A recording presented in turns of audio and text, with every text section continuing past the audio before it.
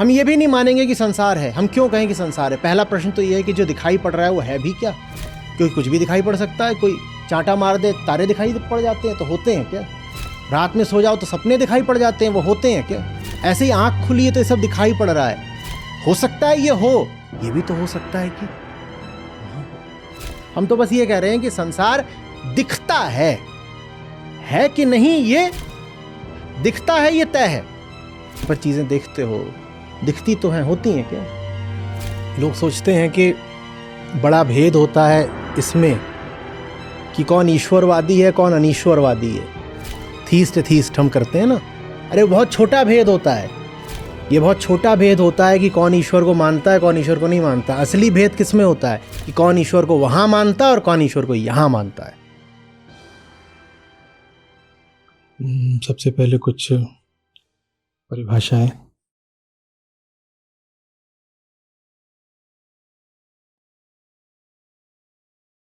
ईश्वर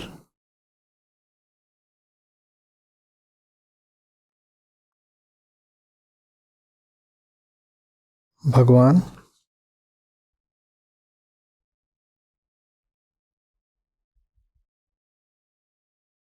और तीसरे में लिख दीजिए सत्य, ब्रह्म, आत्मा। तीनों एक हैं।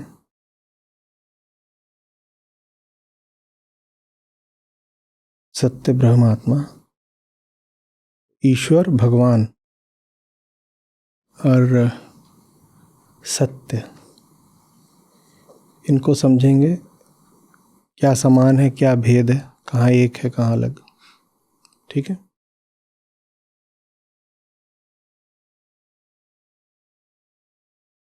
चलिए पहले जो लोक भाषा है, लोक संस्कृति, वहाँ से शुरू करते हैं।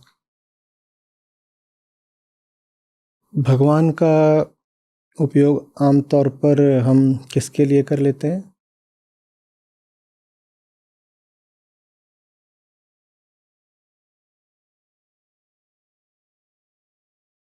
किसी व्यक्ति के लिए भी कर लेते हैं।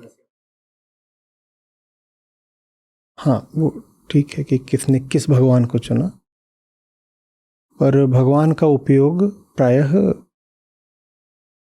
किसी सगुण विषय के लिए कर लिया जाता है। हम कह देते हैं भगवान राम, भगवान कृष्ण, भगवान बुद्ध भी बोल देते हैं, पर हम नहीं कहते ईश्वर राम, ईश्वर कृष्ण, ईश्वर बुद्ध। आप अगर सिर्फ लोक भाषा के शब्दकोश में जाएंगे तो वहां पर आपको भगवान और ईश्वर पर्यायवाची मिलेंगे। वो कहेंगे एक ही बात है, दोनों में कोई अंतर नहीं है। पर शास्त्र की दृष्टि से अंतर है, वो अंतर समझेंगे और फिर दोनों को लेकर के हम आत्मा के समक्ष खड़ा करेंगे। तो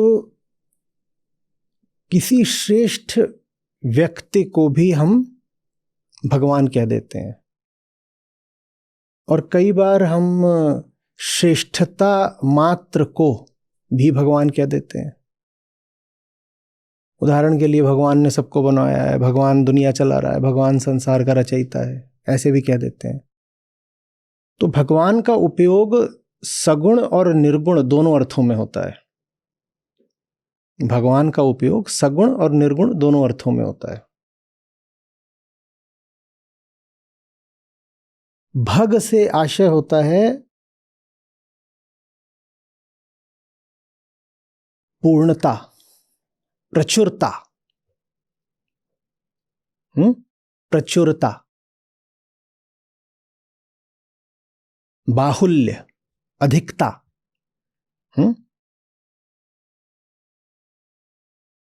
तो जिस व्यक्ति में भी ऐश्वर्य, धन, धर्म, पुण्य आदि गुण पाए जाते हैं, हम उसको भी भगवान कह देते हैं। और गुण कहते ही आपको एक बात स्पष्ट हो गई होगी, प्रकृति। तो प्रकृति में जो श्रेष्ठ है, हम उसको भी भगवान कह देते हैं। वो प्रकृति के क्षेत्र के भीतर हुआ, हम उसको भी भगवान कह देते हैं। और कई बार भगवान शब्द का उपयोग ईश्वर के अर्थ में भी होता है। ईश माने स्वामी या नियंत्रक, और वर माने श्रेष्ठ। भगवान में भग और वान, वैसे ही जैसे धन और वान। भग माने, भग का अर्थ भी आप धन ही समझ सकते हो, बहुत, बाहुल्य। तो जैसे धन जिसके पास हो उसे आप बोल देते हो धनवान, वैसे ही भग जिसके पास उसको आप बोलते हो भगवान। ईश्वर में जो चलाता हो, जिसके पास प्रभुत्व हो, स्वामित्व हो, जो नियंत्रण करता है, ईश्वर। श्रेष्ठ स्वामी, किसका स्वामी? अखिल संसार का। ईश्वर की परिकल्पना निराकार ही है सदा। आप कभी नहीं सुनोगे कि ईश्वर का ये रूप, भगवान के रूप होते हैं, ईश्वर का रूप हम ऐसे नहीं बोलते, ऐसे नहीं बोलते। तो जिसने निर्गुण होते हुए भी सगुण प्रकृति को बनाया और चलाया है, उसको ईश्वर कह देते हैं।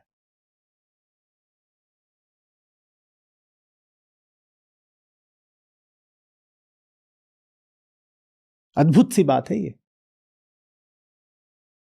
ईश्वर का कोई चित्र आपने नहीं देखा होगा, भगवान की मूर्तियां आप देखते हैं, ईश्वर का कोई चित्र देखा? हाँ, आप जब मूर्ति के सामने खड़े जाते हैं तो आप जरूर बोल देते हैं हे ईश्वर। कभी हे भगवान भी बोल देते हैं, कभी हे ईश्वर भी बोल देते हैं। पर आप कहोगे यही कि मूर्ति देवता की है या भगवान की है। ईश्वर से आप प्रार्थना कर लेते हो, पर ईश्वर का कोई रूप नहीं सोचते हो। तो ईश्वर माने वो निर्गुण, वो निराकार, जो सब सगुण साकार को चला रहा है, स्वामी है, नियंत्रण करता है, चालक है, निर्देशक है। वो कौन हो गया? ईश्वर। तो अगर ये जैसे मेज है, ये प्रकृति का क्षेत्र है, तो ईश्वर कौन हो गया? जो यहां से बैठ करके पूरी प्रकृति को निर्धारित कर रहा है। इस सिद्धांत में ये अवधारणा है कि प्रकृति को चलाने वाला कोई प्रकृति से अलग है। ये तो रहा प्रकृति का क्षेत्र, इस क्षेत्र में ऐसे ऐसे ऐसे ऐसे ऐसे ऐसे तमाम तरीके के विषय हैं। वो सब विषय कैसे हैं? वो परिवर्तनशील हैं, बदल रहे हैं लगातार, प्रवाहमान सारे विषय हैं, एक विषय दूसरे विषय में परिवर्तित हो रहा है, ठीक है ना। तो ये प्रकृति का समूचा क्षेत्र है, और इस क्षेत्र को कोई ऊपर से चला रहा है। सारा ये जो क्षेत्र है ये कैसा है? ये दृश्यमान है, इसमें जो कुछ है वो अनुभव्य है, उसका अनुभव हो सकता है, उसको छुआ जा सकता है, देखा जा सकता है, सूंघा जा सकता है, या कम से कम उसका चिंतन किया जा सकता है। और जिसको चला रहा है वो अदृश्य है। तो ईश्वर की जो परिकल्पना है वो एक अदृश्य शक्ति के रूप में है, जो पूरे दृश्य क्षेत्र का संचालन करती है, ठीक है। लेकिन इस सिद्धांत के पीछे, ये जो मॉडल है, इसके पीछे हमने कहा कि एक मान्यता है, क्या? कि प्रकृति को चलाने वाला कोई प्रकृति से बाहर का है। इसी में जब हम थोड़ा और आगे बढ़ते हैं तो हमें पता चलता है कि प्रकृति को चलाने वाला कोई प्रकृति से बाहर का नहीं है। चलना तो प्रकृति की प्रकृति है। सुनने में थोड़ा सा अटपटा लग रहा हो तो चलना प्रकृति का स्वभाव, ऐसे बोल सकते हो। पर आमतौर पे स्वभाव हम चेतना के लिए आरक्षित करके रखते हैं शब्द, तो इसलिए मैं ऐसे नहीं कहना चाहता, लेकिन फिर भी समझने के लिए प्रकृति की परिभाषा ही है वो जो अपने नियमों से स्वयं चलती है। तो प्रकृति को चलाने वाला कौन है? प्रकृति स्वयं। भाई एक समय था जब हम सोचते थे कि पृथ्वी सूर्य के इर्द गिर्द घूम रही है, तो कोई शायद धक्का दे रहा होगा। हम सोचते थे कि पृथ्वी ऐसे अंतरिक्ष में टिकी हुई है तो जरूर पृथ्वी के नीचे कोई परात लगी होगी और परात नहीं लगी होगी तो किसी अनंत पुरुष का, महाशक्ति का हाथ पृथ्वी को थामे हुए होगा। और बिल्कुल ऐसा सोचा जाता था कि ये सब जो ना तारे हैं, ये लटक रहे हैं। लटक रहे हैं माने ऊपर से क्या है? कोई डोर है जो इन्हें बांधे हुए, तभी तो लटकना शब्द तभी तो इस्तेमाल करोगे, ऐसा माना जाता था। फिर धीरे धीरे हमारे ज्ञान में उत्तरोत्तर वृद्धि हुई तो हमें पता चला कि नियम ही है जो बांधे हुए हैं पृथ्वी को। तो अगर नियम है जो प्रकृति का संचालन कर रहे हैं, अगर नियम ही है जो प्रकृति का संचालन कर रहे हैं, और नियम किसके हैं? स्वयं प्रकृति के हैं, तो प्रकृति आप अपने नियमों से संचालित होती है। कोई बाहर वाला, प्रकृति से बाहर वाला कोई आकर के प्रकृति से छेड़छाड़ कर ही नहीं सकता। इसको एक दूसरे तरीके से भी समझेंगे। प्रकृति से बाहर है क्या जो आकर के प्रकृति से छेड़छाड़ करेगा? कुछ है ही नहीं। जिसको आप कहोगे कि प्रकृति से बाहर का है, वो भी आपके शब्दों में व्यक्त हो गया ना, वो भी आपकी अभिरंजना में आ गया ना, तो वो भी फिर क्या हो गया? वो प्रकृति ही हो गया। तो अगर प्रकृति से बाहर कोई है भी प्रकृति को चलाने वाला, तो वो भी क्या हो गया? वो भी प्रकृति हो गया। माने प्रकृति अपनी स्वामिनी स्वयं है। प्रकृति को कोई नहीं चला रहा, वो स्वयं अपने को चलाती है। तो फिर ईश्वर क्या हो गया? प्रकृति ही ईश्वर है। ये बातें समझनी बहुत जरूरी है। प्रकृति ही ईश्वर है। यदि ईश्वर की परिभाषा यह है कि वो जो प्रकृति को, माने संसार को, माने विश्व को, माने ब्रह्मांड को, जैसे भी कहो, इसको जो चलाता है, जिसके अधीन, जिसके स्वामित्व में ये सारी सत्ता है, तो उसका नाम तो प्रकृति स्वयं है। तो ये ईश्वर वहां पर। बात स्पष्ट हो गई? लेकिन ईश्वर में तो एक बात ये भी जुड़ी हुई है कि जो सर्वश्रेष्ठ है, ईश्वर जो सर्वश्रेष्ठ है, तो इसीलिए अभी वहां भी और आगे जाना बाकी है। ईश्वर की शुरुआती अवधारणा क्या हुई कि प्रकृति है और कहीं कोई बैठा हुआ है जो ऐसे ऐसे करके इसको आदेश दे रहा है, ये कर रहा है, हवाओं को कह रहा है तुम बहो, और कोई मर रहा है तो यहां से अपने वो दूत भेज रहा है कि फरिश्ते भेज रहा हो, कह रहा है जाओ उसके प्राण लेकर के आओ, और फिर जब प्राण आ जाते हैं तो कहता है हाँ भाई तूने क्या क्या पाप करे थे, चल उधर। तो ये शुरुआती अवधारणा थी किसकी? ईश्वर की। ठीक है, हम उससे आगे बढ़े तो हमने कहा कि नहीं साहब, वो अलग नहीं है प्रकृति से, वो प्रकृति स्वयं है ईश्वर। अभी उससे एक कदम और आगे बढ़ेंगे, समझेंगे। भगवान उससे पहले, ईश्वर बात स्पष्ट हो गई। भगवान, भगवान का एक अर्थ तो ईश्वर ही है, और वो चीज आपको शब्दकोश में भी मिलेगी और लोक भाषा में भी मिलेगी। भगवान और ईश्वर को हम एक दूसरे से समानार्थी की तरह इस्तेमाल करते हैं। दूसरा होता है कि जिसमें इतनी भगवत्ता आ गई, जो भग के 5-6 गुण होते हैं शास्त्रीय तौर पर, उनमें एक ज्ञान भी होता है, समझदारी, बोध। जिसमें इतनी समझदारी आ गई कि वो प्रकृति को समझने लग गया, जो ईश्वर को समझने लग गया, वो भगवान कहलाता है। जो है प्रकृति के एक क्षेत्र में, है प्रकृति के एक क्षेत्र में, पर जो प्रकृति की सारी व्यवस्था को समझने लग गया, उसे हम भगवान बोल देते।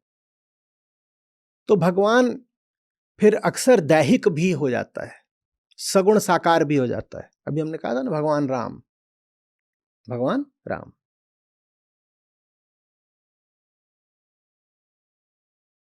तो यहां तक हो गई ईश्वर और भगवान की बात। लेकिन जब हम ईश्वर की बात कर रहे थे तो हम कह रहे थे कि वो पहली बात जिसने सब कुछ रचा, और वो जो सर्वश्रेष्ठ है। दर्शन आगे बढ़ते बढ़ते पहुंच गया वेदांत तक,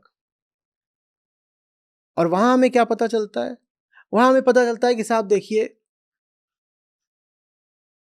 कुछ भी कहने से पहले, कोई भी दावा करने से पहले, कुछ भी सोचने से पहले ईमानदारी बहुत जरूरी है। ईमानदारी माने सत्यनिष्ठा, माने कल्पना मान्यता वगैरह नहीं करेंगे, जो बात पक्की है उसी पर चलेंगे। अब ईश्वर की कोई अवधारणा हो, बहुत ध्यान से सुनिएगा, नहीं फंसे रहेंगे और बार बार इसी तरह के आप लोग प्रश्न करेंगे। ईश्वर की कोई अवधारणा हो, उसके लिए बहुत जरूरी है कि पहले आप मानो कि संसार है। ईश्वर की परिभाषा ही संसार पर आश्रित है कि नहीं? ईश्वर माने कौन? सबसे पहले बनाया है, फिर चलाया है। तो ईश्वर की परिभाषा आश्रित किस पर है? संसार के होने पर। वेदांत वो शिखर हो गया सत्यनिष्ठा का वो आखिरी बिंदु हो गया, जहां ऋषियों ने, दार्शनिकों ने कहा कि हम इतनी सी भी मान्यता नहीं रखना चाहते, हम इतने निरपेक्ष हो गए हैं और स्वयं के प्रति इतने बैरागी कि हम किसी भी बात को मानेंगे नहीं। हम ये भी नहीं मानेंगे कि संसार है। हम क्यों कहें कि संसार है? पहला प्रश्न तो ये है कि जो दिखाई पड़ रहा है वो है भी क्या? क्योंकि कुछ भी दिखाई पड़ सकता है। कोई चांटा मार दे, तारे दिखाई पड़ जाते हैं, तो होते हैं क्या? रात में सो जाओ तो सपने दिखाई पड़ जाते हैं, वो होते हैं क्या? ऐसे ही आंख खुली है तो ये सब दिखाई पड़ रहा है। हो सकता है ये हो, ये भी तो हो सकता है कि ना हो। तो जब दर्शन की शुरुआत हो रही है तो वहां पर सब इधर उधर की मान्यताएं हटाई जा रही हैं, लेकिन एक मान्यता बच गई। क्या? कि भाई ये दिख रहा है तो है। वेदांत वहां पहुंच गया जहां सब समाप्त हो जाता है। उन्होंने कहा नहीं, ये भी नहीं मानेंगे कि ये है। मैं कुछ नहीं मानता, मैं कुछ नहीं मानता। तो किसी ने आके कहा होगा कुछ नहीं मानता तो इतना बोल काहे को रहे हो? बोले क्योंकि बेचैनी है, दुख है। बोले अच्छा अच्छा, माने किसी बात को तुमने कहा ना कि है। संसार है कि नहीं है हम नहीं जानते। हम कोई दावा नहीं कर रहे है कि माया है कि क्या है, हम कुछ नहीं कह रहे। हम तो बस ये कह रहे हैं कि संसार दिखता है कि नहीं ये दिखता है, ये तय है। आंखों को दिखा और मन में एक तस्वीर बन गई, इतना तो निश्चित है। लेकिन है कि नहीं है, बोलो भाई। आप सिनेमा के पर्दे पर चीजें देखते हो, दिखती तो हैं, होती हैं क्या? तो हर चीज जो दिखे जरूरी नहीं तो हो,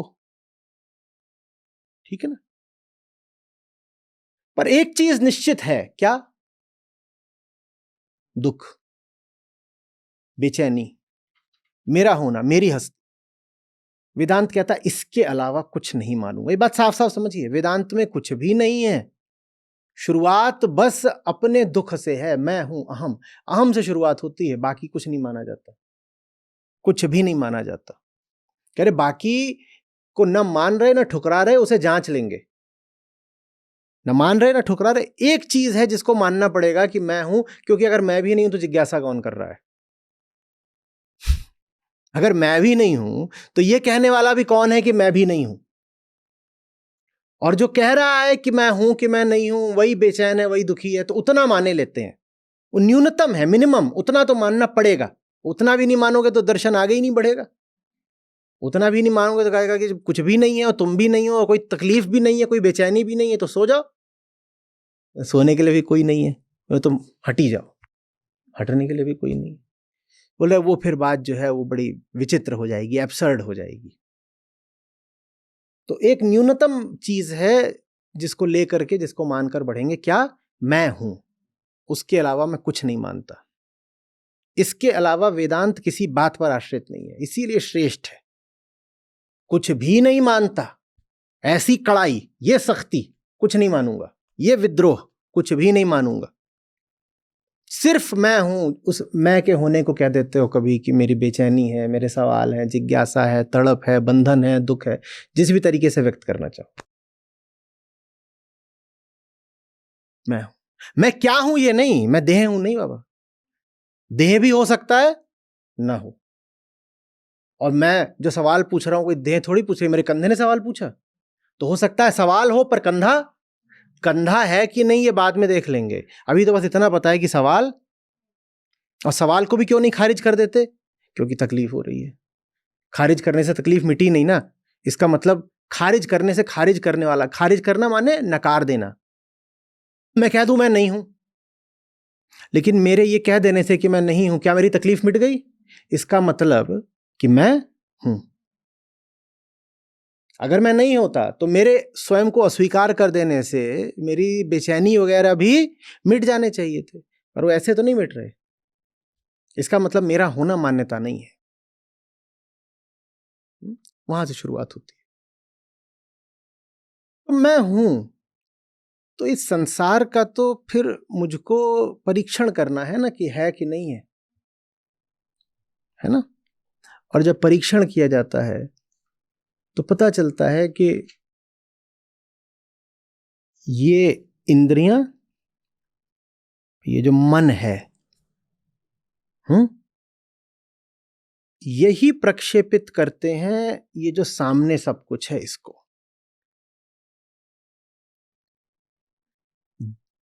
जगत जीव से है और जीव जगत से है, ये दोनों परस्पर एक दूसरे पर आश्रित है।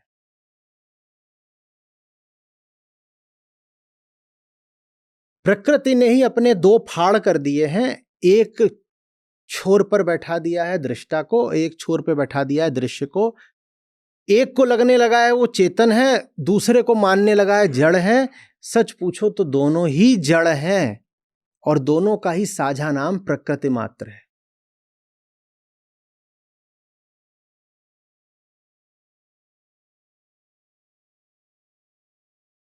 अरे मेरी टोकरी लेके कौन भाग गया? बताओ, टोकरी चुरा ली मेरी, ये कैसे किया तुमने? देखिए क्या जमाना आ गया है।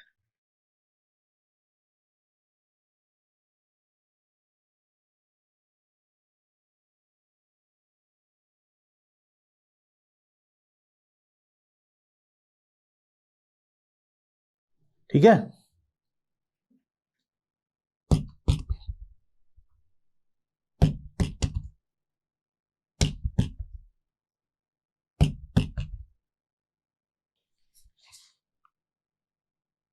समझाना क्या हो रहा है?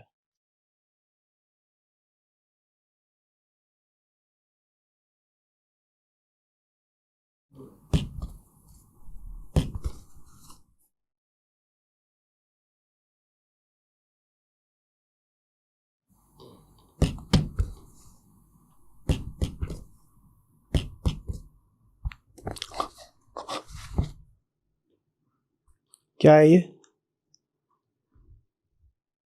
कोई नहीं था।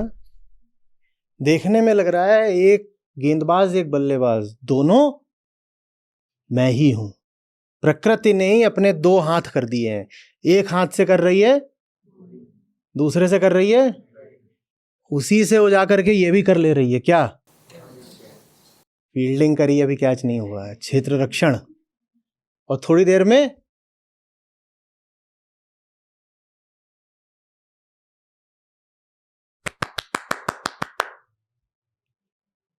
क्या, वही गेंदबाज है, वही बल्लेबाज है, वही क्षेत्र रक्षक है, वही अंपायर है, और वही, पर जो ध्यान से नहीं देख रहा उसको समझ में ही नहीं आएगा कि एक के ही दो हाथ हैं, एक ने इधर से डाला उधर से करा। नहीं समझ में आएगा, ऐसा लगेगा ये दोनों अलग अलग हैं, अलग अलग नहीं है। और ये बात समझ में नहीं आती। जब ये बात समझ में नहीं आती तो हम एक को जड़ और एक को चेतन बोल देते हैं, एक को मृत और एक को जीवित बोल देते हैं, जैसे मृत्यु और जीवन अलग अलग होता हो। एक फकीर से आके किसी ने पूछा, मौत के बाद की जिंदगी के बारे में कुछ बताइए। वो हंसने लगा बहुत जोर से, बोला मौत से पहले जिंदगी होती है क्या?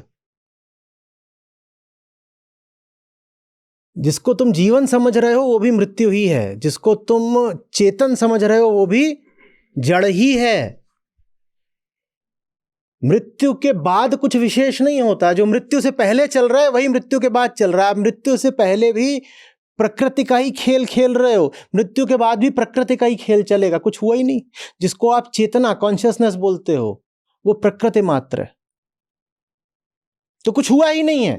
तुम बेकार में कह रहे हो मर गया मर गया, कोई नहीं मरा, क्योंकि कोई जिंदा ही नहीं था, मरने के लिए कोई था ही नहीं। पुनर्जन्म होता है क्या? जब कोई जन्म ही नहीं तो दूसरा जन्म किसका होगा? पुनर्जन्म पूछने में तो ये मान्यता बैठी हुई है कि पिछला जन्म या वर्तमान जन्म है। अरे भाई, हम अभी ही जन्मे नहीं हैं तो आगे क्या दोबारा जन्मेंगे? मृत्यु के बाद क्या होगा? मृत्यु से पहले ही कुछ नहीं, बाद में क्या होगा? कुछ नहीं, ऐसा ही है सब। सब प्रकृति का खेल चल रहा है। उसी प्रकृति के खेल में एक छोर पर बैठा हुआ है जीव और दूसरे छोर पर बैठा हुआ है जगत। एक छोर पर बैठा अहंकार, दूसरे छोर पर बैठा है संसार। समझ में आ रही?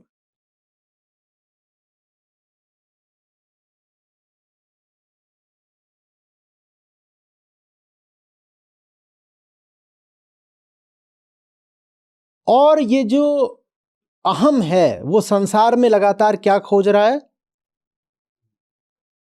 तृप्ति, मुक्ति या अपना विगलन, अपनी समाप्ति। उसे तृप्ति भी बोल सकते हो, मुक्ति भी बोल सकते हो और समाप्ति भी बोल सकते हो। वो समाप्त हो जाना चाहता है।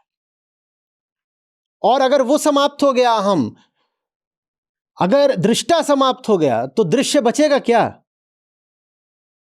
तो फिर अगर दृष्टा समाप्त हो गया तो दृश्य नहीं बचेगा, और दृश्य और दृष्टा दोनों समाप्त हो गए तो प्रकृति नहीं बची, क्योंकि दृश्य और दृष्टा को जो मिला दो तो वही तो क्या कहलाती है? प्रकृति के ही जो दो फाड़ हैं, जिसमें एक दृश्य है, एक दृष्टा है, इसमें से दृष्टा ही है जो लगातार बेचैन है। वो दृश्य से लगातार संपर्क में है, संबंध बनाता है ताकि उसकी बेचैनी मिट सके। बेचैनी मिट गई तो सिर्फ दृष्टा ही नहीं मिटेगा, दृश्य भी मिट जाएगा और प्रकृति ही मिट जानी है। माने प्रकृति आखिरी नहीं है, प्रकृति से पहले भी कोई है। प्रकृति से पहले कौन है? वही जो प्रकृति के बाद है। जो दृष्टा है वो प्रकृति में समाप्ति खोज रहा है ना, तो प्रकृति की समाप्ति ही है जो प्रकृति से पहले भी है। प्रकृति के दो फाड़ हुए हैं, इसी दो फाड़ को ही तो प्रकृति बोलते हैं। वो दो फाड़ होने से पहले क्या था? कुछ नहीं था। उसको ज्ञानियों ने, संतों ने क्या बोला? बिंदु। क्योंकि अगर कुछ होगा तो वो भी क्या कहलाएगा? तो प्रकृति से पहले नहीं हो सकता। माने प्रकृति से जो पहले होगा उसे ना कुछ होना पड़ेगा, निर्गुण होना पड़ेगा। अगर प्रकृति से पहले जो है वो कुछ भी है तो वो क्या हो गया फिर? तो फिर प्रकृति से पहले कहां रह गया? जब वो स्वयं प्रकृति है तो प्रकृति से पहले नहीं रह गया। यानी प्रकृति से पहले जो होगा उसे कुछ नहीं होना पड़ेगा, कुछ नहीं होना पड़ेगा, तो समाप्ति है। वो समाप्ति ही प्रकृति के आदि में भी है, वही समाप्ति प्रकृति के अंत में, माने प्रकृति का उद्देश्य भी है। समझ में आ रही बात? तो यानी प्रकृति के स्रोत में हमें मिल गया कोई जो प्रकृति से भी आगे है। वो कौन हो गया? उसी को आत्मा बोलते हैं। अहम जिसकी तलाश में है, अहम जो हो जाना चाहता है, प्रकृति के माध्यम से आत्मा बोलते हैं।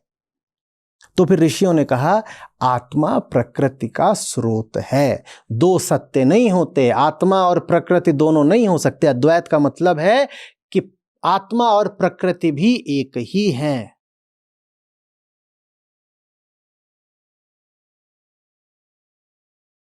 और जो द्वैतवादी दर्शन होते हैं वो कहते हैं कि नहीं, प्रकृति का अपना अलग अस्तित्व है। वेदांत क्या कहता है? नहीं, आत्मा मात्र सत्य है, बाकी सब क्या है? विपर्य है। अहम को लग रहा है बाकी सब कुछ, वो है नहीं। क्योंकि अहम स्वयं, सारा संसार किसके लिए है? अहंकार के लिए। और अहंकार खुद है क्या? जब अहंकार खुद नहीं है तो जो कुछ अहंकार के लिए है वो हुआ? वो भी नहीं हुआ। तो कहते बाकी सब माया है। तो समूची प्रकृति ही माया है, आत्मा मात्र सत्य है। तो प्रकृति का उद्भव कहां से है? आत्मा से। प्रकृति का उद्भव कहां से? आत्मा से। तो आत्मा एक तरह से प्रकृति का पिता हुई ऊपर, और वो प्रकृति का उद्देश्य भी है। तो उस अर्थ में भी प्रकृति से ऊपर। हमने ईश्वर की क्या कही थी परिभाषा? जो प्रकृति का स्वामी हो और जो श्रेष्ठ हो उसे ईश्वर बोलते हैं। अब जब हमें समझ में आया कि आत्मा है जो प्रकृति से ऊपर है, आत्मा है जो प्रकृति के अंत में भी है और प्रकृति से श्रेष्ठ है, तो फिर ईश्वर कौन हुआ? आत्मा। तो इसलिए बार बार सारे ऋषियों ने, दार्शनिकों ने और संतों ने कहा कि तेरा साईं तुझ में है, जाग सके तो जाग। धर्म की आरंभिक अवस्था में ईश्वर वहां खोजा जाता है, प्रकृति में। और जब धर्म आगे बढ़ता है, अध्यात्म बन जाता है, अध्यात्म माने स्वयं में तलाशना, अधिआत्म, तो फिर ईश्वर यहां स्थापित हो जाता है। तो दो ईश्वर होते हैं। जिनका पदार्थ में बहुत विश्वास होता है, पदार्थ माने प्रकृति, जिनका अहंकार में बहुत विश्वास होता है, वो बाहर वाले ईश्वर पर चलते हैं। और जो सत्य के पारखी होते हैं वो भीतर वाले ईश्वर पे चलते हैं। भीतर वाले ईश्वर को ही आत्मा कहते हैं। जिन्हें दुनिया सच लगती है उनके लिए ईश्वर भी दुनिया में है, दुनिया को बनाने वाला। जिन्हें दुनिया सच लगती है उन्हें इसलिए दुनिया सच लगती है, वो कहते हैं देखो दुनिया को सच मानना पड़ेगा भाई, काहे नहीं। कह रहे दुनिया सच होगी तभी तो ये मेज सच होगी, तभी तो ये सोफा सच होगा, जब ये सोफा सच होगा तभी तो ये शरीर सच होगा। और शरीर से हमको बड़ी आसक्ति है। जिनमें देह भाव बहुत सघन होता है, जो अपने आप को शरीर तन जिस्म ही समझते हैं, उन्हें मजबूर होकर के मानना पड़ता है कि संसार सत्य है। और जिन्हें संसार को सत्य मानना पड़ता है उनके लिए ईश्वर बाहर कहीं होता है। वो बाहर के किसी ईश्वर की ऐसे करके पूजा करते हैं, हे ईश्वर हे ईश्वर हे ईश्वर, वो ऐसे करते हैं। ये कौन से लोग हैं? देहाभिमानी लोग हैं। अगर मुझे अपनी देह से बड़ी आसक्ति है तो मुझे सोफे को भी मानना पड़ेगा ना, नहीं तो देह कहां पर रखोगे। और सोफे को माना तो पृथ्वी को मानना पड़ेगा, नहीं तो सोफा कहां रखोगे। और पृथ्वी को माना तो पूरे ब्रह्मांड को मानना पड़ेगा। तो देह के मारे मुझे मानना पड़ जाता है कि पूरी दुनिया ही सच है। और देह को सच मानना मेरी मजबूरी क्यों है? क्योंकि मैं सुखों का बड़ा भोगी हूं। सब तरीके के सुख देह के माध्यम से मिलते हैं। तो उन सुखों की खातिर मुझे मानना पड़ जाता है कि देह सच है। देह सच है तो ये सोफा सच है, सोफा सच है तो पृथ्वी सच है, पृथ्वी सच है तो ब्रह्मांड सच है, ब्रह्मांड सच है तो ब्रह्मांड को चलाने वाला ईश्वर वहां बैठा हुआ है। और ये क्यों करना पड़ा? वहां कहे कि मैं देह का सुख भोगना चाहता हूं। तो देह की सुख की खातिर मुझे उतनी दूर जाना पड़ा और कहना पड़ा कि ईश्वर वहां बैठा है, सिर्फ देह के सुख की खातिर। और जो इस मजबूरी को त्याग देते हैं, कहते हैं हटाओ, वो कहते हैं कि आत्मा ही सर्वोपरि है, उसके अलावा कुछ सच है ही नहीं, तो उसके ऊपर और क्या होगा। जब आत्मा ही सर्वोपरि है तो फिर जो वास्तविक ईश्वर है वो यहां है। आत्मा ही वास्तविक ईश्वर है।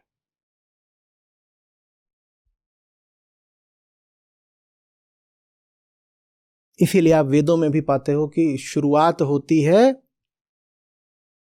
प्रकृति की पूजा से और अंत होता है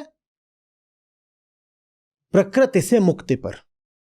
शुरुआत में पूज रहे हो सबको, हवाओं को, पहाड़ों को, आसमानों को, सूरज को, नक्षत्रों को, अग्नि को, वायु को, सबको पूज रहे हो।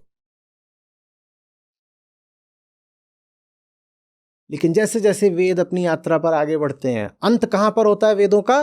इतने प्रकृति से मुक्ति। तो शुरुआत होती है ईश्वर को वहां देखने से। धर्म की यात्रा की शुरुआत होती है ईश्वर को वहां देखने से, और अध्यात्म पर पहुंचकर पूरी यात्रा समाप्त होती है ईश्वर को यहां जान करके। जो ईश्वर यहां बैठता है उसको आत्मा बोलते हैं।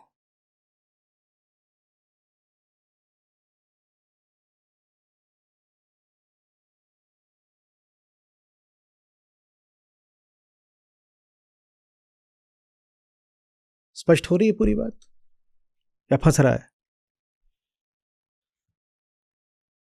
लोग सोचते हैं कि बड़ा भेद होता है इसमें कि कौन ईश्वरवादी है कौन अनीश्वरवादी है। थीस्ट हम करते हैं ना। अरे बहुत छोटा भेद होता है। ये बहुत छोटा भेद होता है कि कौन ईश्वर को मानता है कौन ईश्वर को नहीं मानता। असली भेद किसमें होता है कि कौन ईश्वर को वहां मानता है और कौन ईश्वर को यहां मानता है। असली अंतर इन दो में होता है। हम सोचते हैं कि एक तरफ वो लोग हैं जो ईश्वर को नहीं मानते और एक तरफ वो लोग हैं जो ईश्वर को, ये कोई भेद नहीं है क्योंकि दोनों ही मानते हैं। जो ईश्वर को नहीं मानते, जो ईश्वर को मानते हैं, दोनों बिल्कुल एक हैं क्योंकि दोनों ही मानते हैं। माने किस पर चलते हैं? मान्यता पर चलते हैं। असली अंतर उन दो में है जो ईश्वर को वहां मानते हैं और ईश्वर को यहां जानते हैं। असली अंतर अंदर बाहर मानने वालों में नहीं है। असली अंतर मानने वाले और जानने वाले में। जो भी मानेगा वो यही कहेगा वहां है, कोई कह देगा वहां नहीं है। जो कह देगा वहां है उसको हम क्या बोल देते हैं? आस्तिक। जो कहता है वहां नहीं है उसको हम बोल देते हैं, ये आस्तिक नास्तिक का भेद एकदम झूठा है, बहुत सतही है। असली अंतर उनमें होता है जो कहते हैं कि हम मान रहे हैं कि वहां है कि वहां नहीं है, और वो जो कह रहे हैं हम जानते हैं कि यहां है। ये असली अंतर है। और इन दो का साथ चलना बड़ा मुश्किल होता है। जो कहते हैं कि वहां पर कुछ है, शक्तियों का स्वामी, और वो सब हमारी कामनाएं पूरी करेगा, और जो कहता है कोई शक्तियों का स्वामी वहां नहीं है, एक ही शक्ति है और वो यहां रहती है। ये जो दो लोग होते हैं ये साथ नहीं चल पाते।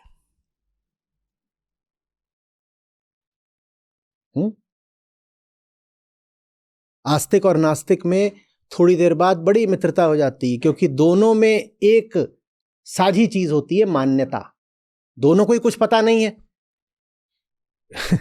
एक को सपना आया कि ईश्वर है, और एक को सपना आया कि ईश्वर, सपना माने मान्यता, बस यूं ही हवा हवाई, पता थोड़ी कुछ है दोनों को।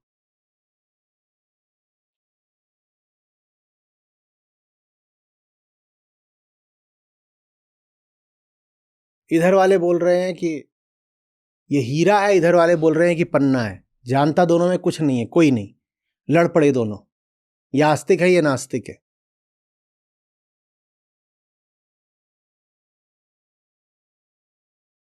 समझ गए? पता कुछ नहीं है।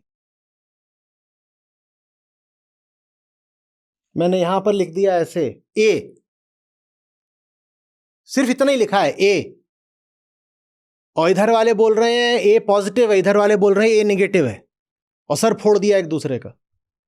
ये बोल रहे हैं आस्तिक, ये बोल रहे हैं नास्तिक। समझ रहे? सर फोड़ दिया। मैंने तो बताया ही नहीं है कुछ भी, सिर्फ ए लिखा हुआ है। तुम कुछ नहीं जानते ए के बारे में, पर इनको मान्यता हो गई, सपना आ गया कि क्या है ए, ग्रेटर देन 0, शून्य से बड़ा है, पॉजिटिव सकल। इनको सपना आ गया कि ए, जानते दोनों कुछ भी नहीं। ये आस्तिक नास्तिक, दोनों में कोई कुछ नहीं जानता। तो इन दोनों में कोई बहुत अंतर नहीं होता। मैंने कहा इन दोनों की तो मित्रता है आपस में। दोनों ही किसके सेवक हैं? दोनों ही अपने अहंकार के सेवक हैं। तो दोनों बहुत जल्दी हाथ मिला लेते हैं आपस में। लेकिन इन दोनों की घोर शत्रुता हो जाती है उससे जो कहता है न ये मानूंगा न वो मानूंगा, मैं जानूंगा। और जब वो जानता है तो यही जानता है कि सारी सच्चाई यहां पर है।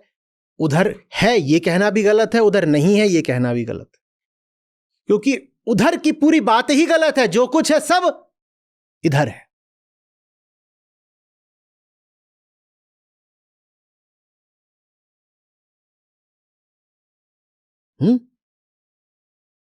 तो जब भी इसीलिए इतिहास में हम पाते हैं कि कोई वास्तविक आत्मज्ञानी आता है तो आस्तिक नास्तिक दोनों हाथ मिला करके उसकी जान लेने को आतुर हो जाते हैं। आस्तिक नास्तिक ऐसे झूठ मूठ एक दूसरे से लड़ते रहते हैं, पर दोनों का साझा दुश्मन होता है आत्मज्ञानी। जब वो आता है तो आस्तिक नास्तिक तुरंत आपस में मित्रता कर लेते हैं। आत्मज्ञानी को दोनों ओर से पत्थर पड़ते हैं, आस्तिकों की ओर से भी और नास्तिकों की ओर से भी, क्योंकि आस्तिक नास्तिक कहने को अलग है, वास्तव में एक है। दोनों ही किस पर चलते हैं? मान्यता पर।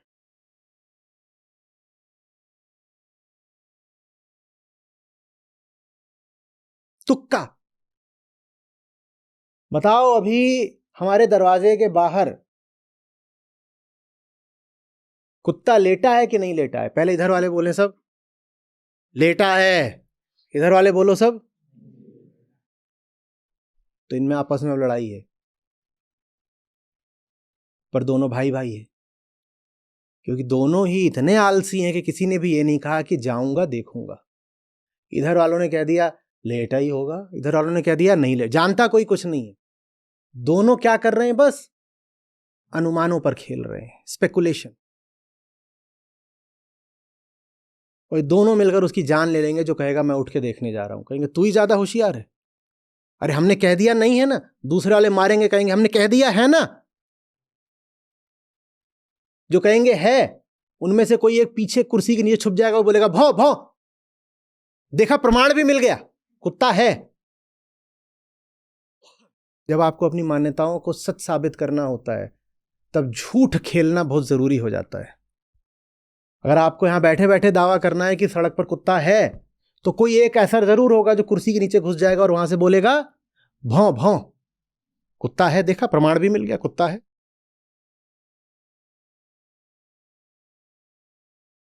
इसीलिए ये जो मान्यतावादी होते हैं बड़े झूठे लोग होते हैं, झूठ उनकी मजबूरी हो जाता है। उन्हें झूठ बोलना पड़ेगा क्योंकि उन्होंने झूठ बोल दिया है, और एक झूठ 100 झूठों को जन्म देता है। जिसने एक झूठ बोल दिया, जिसने पहला झूठ बोल दिया, आगे 100 झूठ बोलना उसकी मजबूरी हो जाता है। मान्यतावादियों को मजबूर होकर के पूरा जीवन 1000 तरीके के झूठों में बिताना पड़ता है।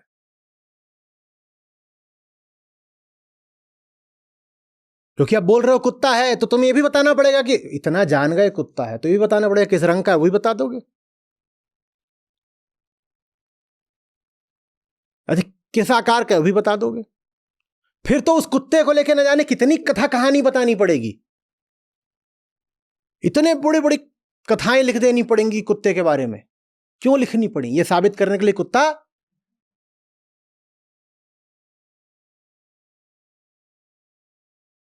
एक झूठ, सच इतना छोटा सा, और इतना सा भी होकर के सच को जैसे लाज आ जाती है। वो बोलता है इतना भी क्यों रखा, मैं तो शून्य हूं। झूठ इतना भी हो जाता है तो तृप्त नहीं हो पाता, सच इतना भी हो जाता है तो लजा जाता है। वो कहता है इतना भी अगर तुमने कर दिया तो ये मेरा अपमान जैसा हो गया, मैं तो शून्य हूं, मुझे उतना ही रहने दो। थोड़ा भी अगर मेरे बारे में कुछ बोल रहे हो तो देखो कुछ गलत सा हो गया, हमारी गरिमा में कुछ घट गया, कुछ भी मत कहो। झूठ होगा और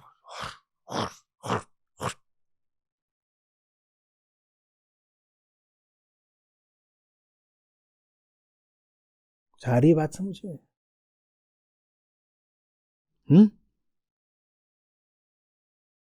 आएगी धीरे धीरे।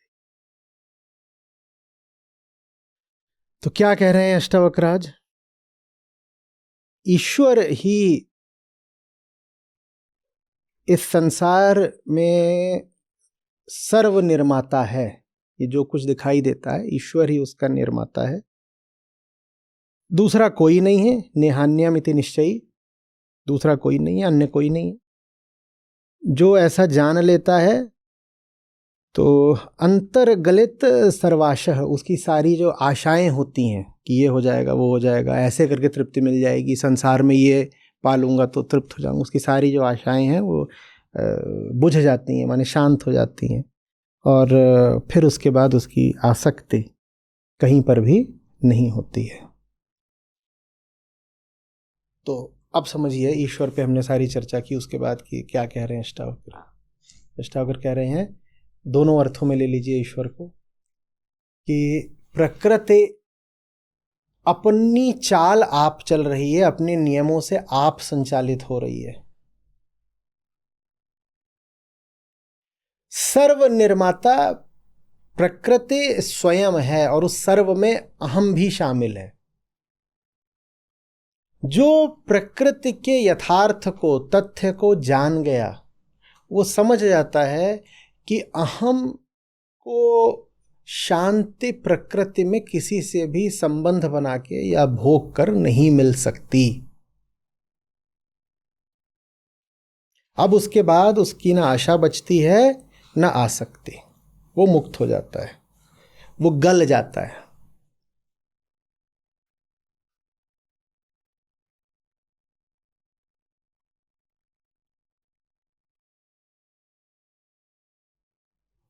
ये अर्थ हुआ जो कहता है कि अहम ने जाना कि उसकी उत्पत्ति प्रकृति से है। यहां पर हमने अर्थ को उत्पत्ति के छोर से पकड़ा है, और इसमें हमने ईश्वर की पहली परिभाषा ली। ईश्वर माने कौन?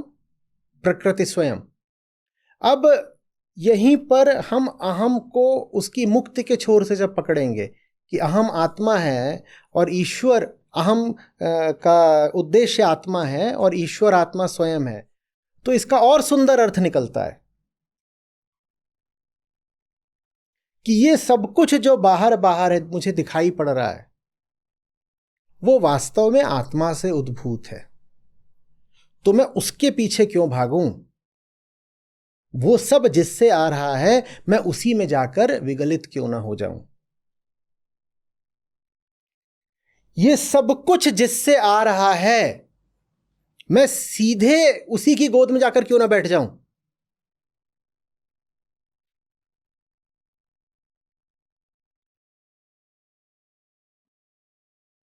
वहां बैठ जाऊंगा तो तृप्ति मिल भी जाएगी, जिसके लिए मैं इतना परेशान रहता हूं।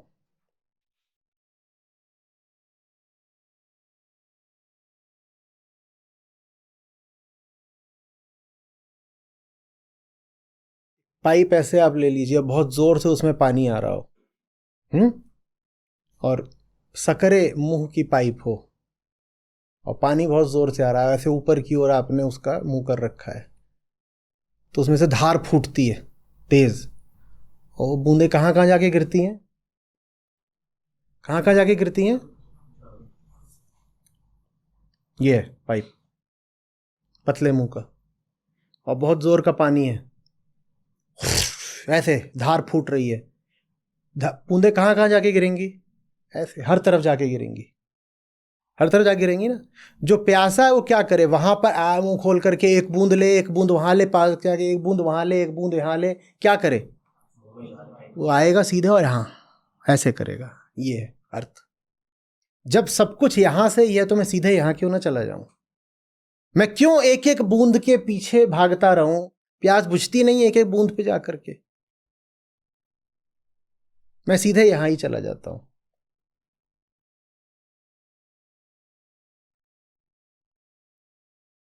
सोच में आ रही बात?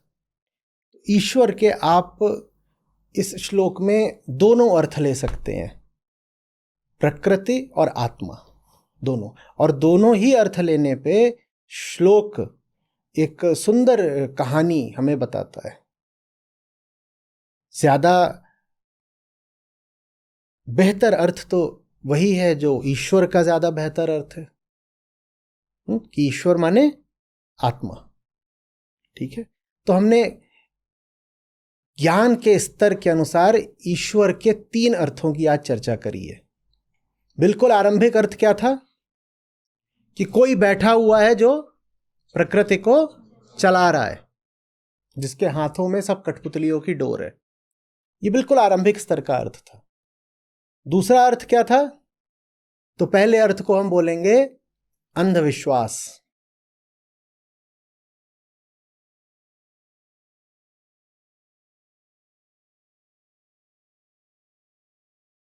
अंधविश्वास कैसे हटा?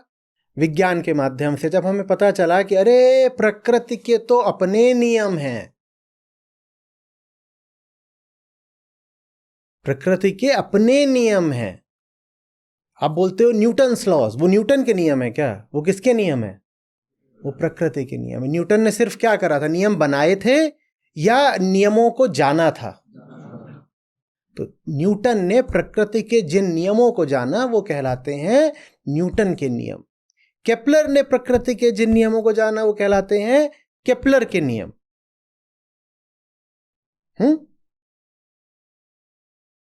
आप बोलते हो डॉपलर्स इफेक्ट, वो डॉपलर का इफेक्ट है क्या?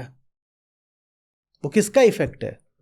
वो प्रकृति का इफेक्ट है, जिसको डॉपलर ने खोजा। उसने कहा प्रकृति में ऐसा होता है, खोज करके उसको गणित की भाषा में अभिव्यक्त कर दिया।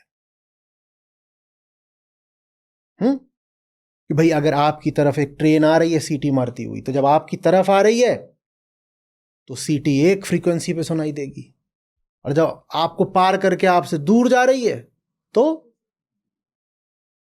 जब तक डॉपलर ने बताया नहीं था तब तक क्या वो सीटी की फ्रीक्वेंसी नहीं बदलती थी? तब भी बदलती थी। पर डॉपलर ने उसको अभिव्यक्त कर दिया, पहले अंग्रेजी में और फिर गणित में। समझ आ रही हो? तो ये प्रकृति के नियम है। विज्ञान ने अंधविश्वास काट दिया, और जो दूसरे तल की ईश्वर की परिभाषा है हमें वो दी। कहा प्रकृति आप अपने नियमों पर चलती है, प्रकृति से बाहर कोई नहीं है जो प्रकृति को चला रहा है। It's a deterministic universe. किसी की इच्छाओं पर नहीं चलता बाबा, नियमों पर चलता है, और नियमों को कोई नहीं तोड़ सकता। एक बड़े वैज्ञानिक ने कहा, यूनिवर्स के जितने वेरिएबल्स हैं सारे आज बता दो, और जिन नियमों पर ये यूनिवर्स चल रहा है वो बता दो, तो आने वाले किसी भी समय में किसी भी जगह पर क्या हो रहा होगा वो मैं आज ही बता दूंगा, क्योंकि इट्स अ डिटर्मिनिस्टिक यूनिवर्स जो नियमों पर चलता है। किसी की इच्छा पर नहीं चलता कि आज हमारी इच्छा है बारिश हो जाए। बारिश होगी कि नहीं होगी ये भौतिकी के सिद्धांत तय करेंगे, किसी ईश्वर की इच्छा नहीं तय करेगी।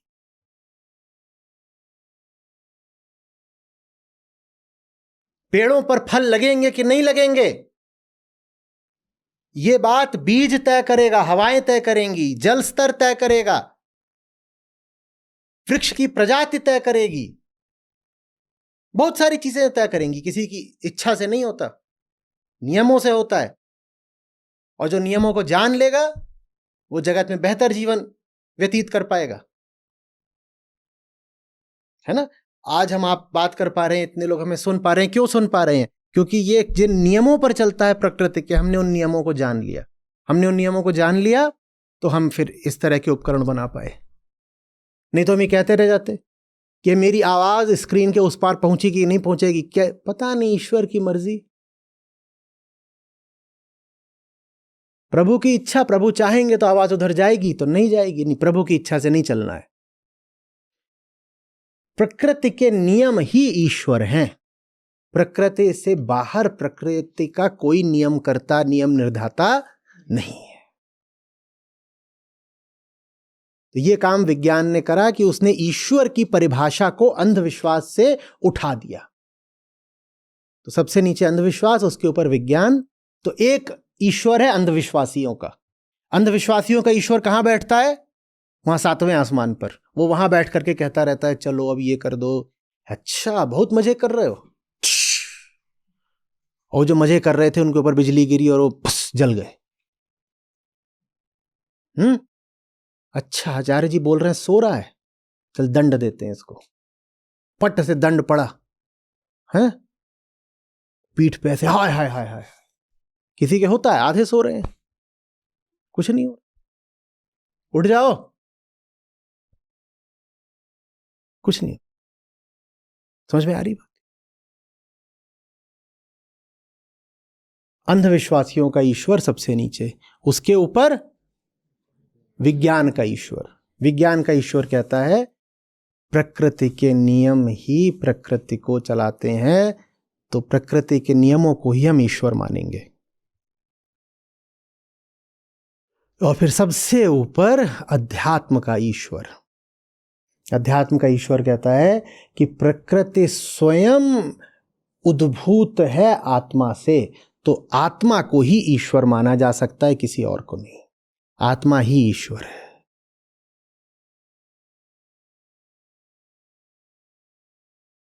अष्टावक्र कह रहे हैं जिसको ये बात समझ में आ गई वो क्या हो गया? उसकी आशाएं मिट गई, वो निष्काम हो गया, वो सदा के लिए शांत हो गया। तो हो गए आप लोग निष्काम और शांत वगैरह? सब आ गई बात समझ में?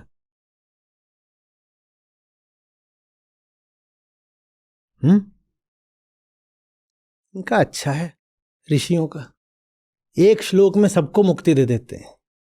एक श्लोक में सबको मुक्ति दे दी तो ये 11वां प्रकरण काहे को चल रहा है? पहले प्रकरण का पहला श्लोक ही काफी होना चाहिए था। हर श्लोक में सबको मुक्ति देते चलते हैं। ले तुम अब सदा के लिए मुक्त हो गए, जा।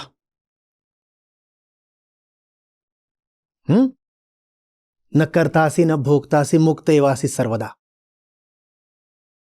पर महाराज वो श्लोक तुम बहुत पीछे छोड़ आए।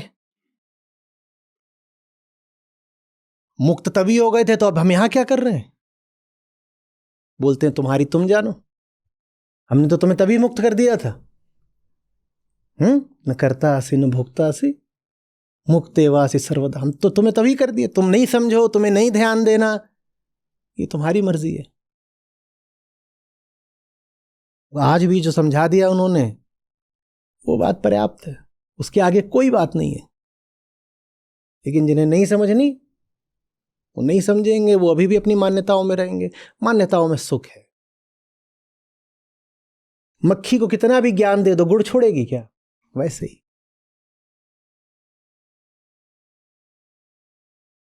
मक्खी को कितना भी ज्ञान दे दो गुड़ छोड़ेगी, वैसे ही हम नहीं छोड़ते।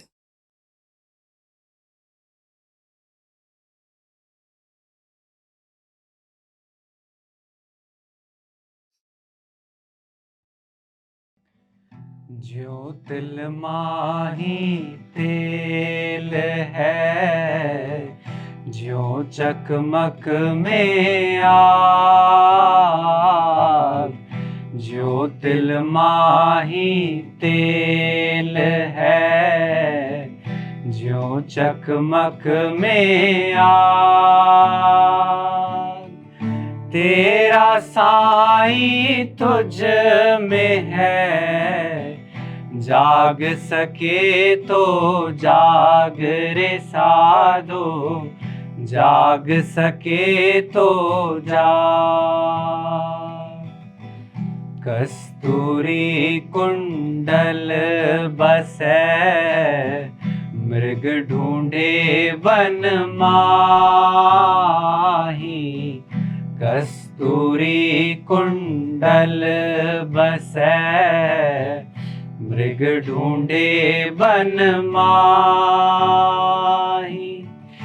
ऐसे घट घट राम है, दुनिया देखे नाही रे साधो, दुनिया देखे नाही। घाटे पानी सब भरे, अब घट भरे न कोई, घाटे पानी सब भरे, अब घट भरे न कोई। अब घट घाट कबीर का, भरे सो निर्मल होए रे साधो, भरे सो निर्मल हो। ज्यों तिल माही तेल है, ज्यों चकमक में आग, ज्यों तिल माही तेल है, ज्यों चकमक में आग। तेरा साईं तुझ में है, जाग सके तो जाग रे साधो, जाग सके तो जाग।